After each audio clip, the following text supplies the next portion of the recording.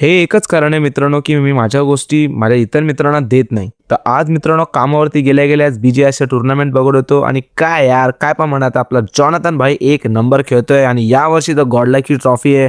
त्यानंतर मित्रांनो दुपारी गेलो आपण एक इंटरव्ह्यू देण्यासाठी.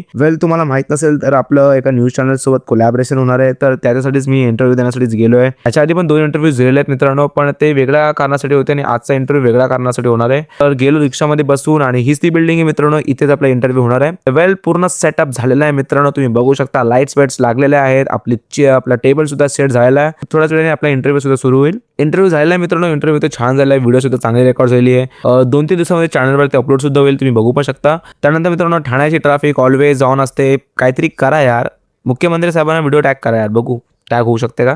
तर मित्रांनो या कारणासाठी मी याला माईक देत नव्हतो यार. तर हा माईक घेऊन गेला आणि रिटर्न करताना पण अशा हवस त्यांनी माईक रिटर्न केलाय की मला काय सांगू मित्रांनो. आणि हा एक तर CSK सपोर्टर आहे म्हणून माझा एक मोठा हेटर आहे. तर अशाच इंटरेस्टिंग ब्लॉगसाठी आपल्याला फॉलो करा. भेटूया नवीन ब्लॉगमध्ये.